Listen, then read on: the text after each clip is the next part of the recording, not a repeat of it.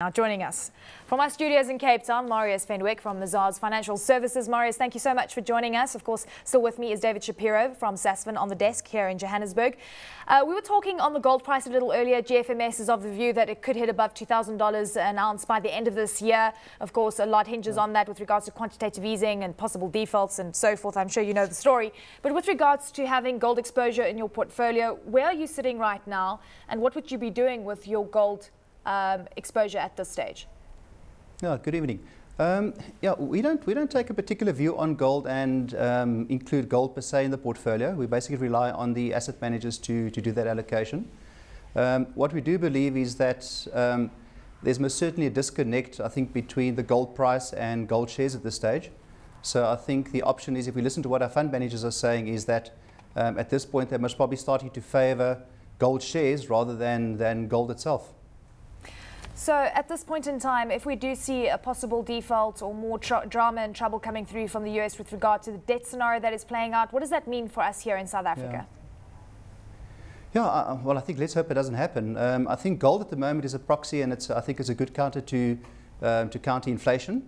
I think that's why there's such a huge move towards gold. And I mean, there's talk of gold going to $5,000, $6,000. And heaven forbid, let's hope it doesn't go that way. But there's different models, and I think the one model that I read where a person does a comparison or a ratio against the Dow, and based on that they're saying if it hits 2,000, that's most probably about the limit if one looks at the long-term averages and the long-term pricing of gold. But once again, as I say, we don't take a particular view of gold, and it's not a substantial part of our portfolios. We'd rather focus on equities, bonds, cash, and property for that matter. Marius, just turning to the Greek default, how are you positioning yourselves against what's happening in Europe at the moment? Yeah, David, it's a tough one. You know, if you look at all the leading indicators, I mean, it shows that Europe is very close to a default, if not a default, to a recession, if not already, and America following suit. So.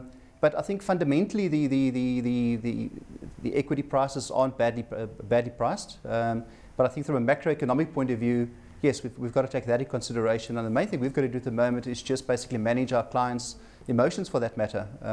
I think long-term equities are still the place to be. Although we rely on strategic asset allocation and believe by proper strategic asset allocation, one can counter a lot of the potential downsides. Always retain some equity exposure, but obviously we limit it and reduce it depending on the client's risk appetite. Marius, what's your strategic asset allocation then? Before I get into a question about equities. Yeah. Well, at the moment, depending on the client's risk appetite, if we look at a moderate conservative client, let's talk about a conservative client, we must probably sit in the region of around about a 15 to 20% equity exposure, with the balance sitting in bonds, more exposure to inflation-linked bonds than normal government bonds, and quite a fair exposure to cash.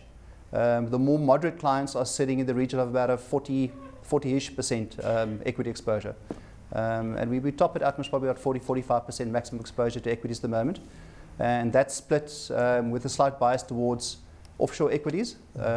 We believe the offshore developed market equities are better priced than South African equities at the moment.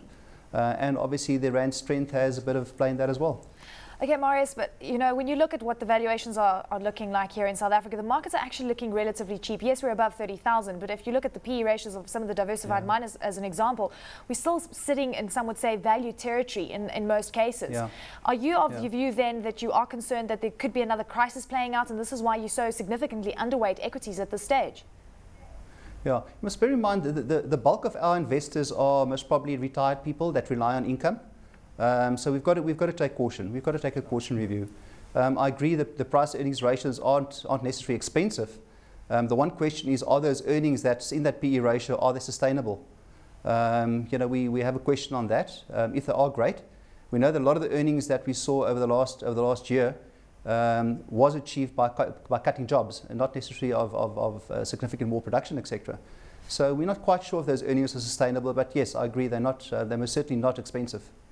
Marius, for return, are you looking at property trusts at all? Dave, if you're looking at from an income perspective, there's a good yield. I mean, you're looking at an 8.5% yield most probably on property going forward. Our concern is on the capital side. If we do go into a recession, and obviously if the overseas market goes into recession, we're bound to follow. We do have a bit of a concern about vacancies and defaults on those vacancies that capital might be at risk. So we don't have a high exposure to property at the moment. Most probably sitting at about a 2 or 3% of the portfolio, if that. With regards to your foreign exposure, you alluded to it a bit earlier with regards to the equity market. I know that you've got some interesting choices, such as Japan. It is a company that is perhaps in some ways viewed quite risky. You were talking about being slightly cautious a little earlier, especially when it comes to the equity exposure that you've got within your portfolio. Give us the thinking behind being exposed to Japan. Look, Japan, I think is an interesting one. You could have the Japan Bulls and the Japan Bears. I think there's a lot of value in Japan at the moment. If you look at the companies in Japan, Japan is extremely resilient. We know how they've actually how they recovered after the World War, after the tsunami. Now, I mean, the recovery is superb. So they have a very strong resilience about them as a country. And I mean, Japan has some very strong companies. So absolutely, Japan, I think, might be one of the future stars. Looking at the circumstances we're sitting now, absolutely. Marius, would you look at European equities at all? Particularly with, I think the German PE, or the DAX PE is, I think, around about 7 or 7.5 at the moment. Have you got any focus there at all? David, not particularly. We like the companies in developed countries, but that rely on the emerging markets for the returns. So, you know, that covers quite a wide base. But I agree. If you look at the DAX, if you look at the German companies, I mean, Germany as a country has been the star in Europe. They've been one of the most probably the biggest benefactor of a stronger or of a weaker euro. You know, they should actually jump across the border and go and hug the Greeks and say thank you. So they've most certainly been the biggest benefactor of the whole European crisis and the devaluation of the euro. I was wondering why a lot of people were hugging me. We prefer companies in developed countries, but with reliant on supplying into the emerging markets. I suppose that would. I'm trying to think of some German companies that would supply, maybe BMW, maybe a lot of machinery operators and so on. So and probably more Swiss companies from that point of view. Marius, looking at your Forex exposure with regards to that question being asked right now, I suppose it's quite interesting to just have that kind of diversity at this stage. No, absolutely. You know, once again, sitting in South Africa, you know, as far as we consider, with its exposure to the dollar, to the euro, or to sterling, you know, it's a good hedge. I think all three of those currencies in turn will give you a good hedge, especially on the level of the rand sitting at the moment. But predominantly, you know, we invest in unit trusts. We don't go in particular into a direct share, and the majority of those funds are priced in dollars, but they do have diversification across the globe. So you have a fund priced in dollars, but you do have a multi-currency exposure to those funds. Yeah. Do you think, Marius, at this point in time that we're starting to see a lot of telltale signs about a specific scenario that could play out? We know that the likes of Clem Santa has various red flags that he's looking at right now. I know the 10-year Treasury yield is one of them. That is sitting at around 2%. We're seeing yields widening in Europe as well. But it feels like deja vu in many instances. What are you looking at right now where things are just really signaling a possible scenario playing out in the future, one of a possible crisis? Yeah, I think the biggest problem concerned at the moment is the whole sovereign debt and the possible of a default. I think the IMF has sufficient funds to bail out Greece, to bail out Portugal and Ireland. But if it comes to the point where Spain and Italy come into a default situation, I think that's a problem because they do not have sufficient funds to bail them out. Now, if one looks at the structures in place to buy forward protection against defaults, at the moment the prices are factoring in a possibility of about 98% of Italy defaulting in the next couple of years, and that's huge. We don't say they're going to default.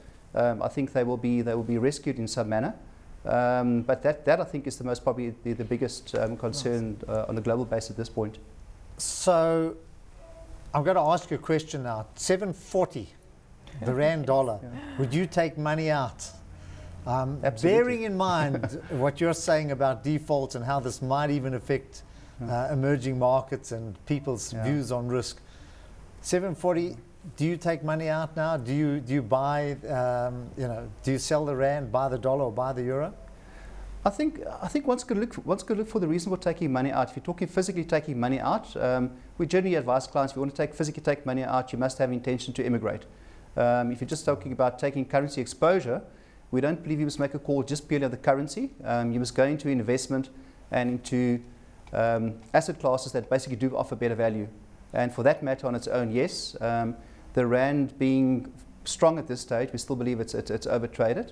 Absolutely, it's a double whammy, and I would still suggest that people take funds offshore, absolutely. And Marius, I mean, at this point, interest rate cycle could be turning, in fact, the opposite direction to initially thought at the beginning of the year. We're pricing in the forward rate agreement market is pricing in a 60% chance of a 50 basis point cut within the next 6 months. What kind of monetary policy scenario are you pricing in South Africa? Yeah, you know, things are topsy-turvy. I mean, everywhere crazy things are happening. If you look at August, I mean, August was a month of records. I think the S&P dropped 8%, which is a record in the history of the S&P.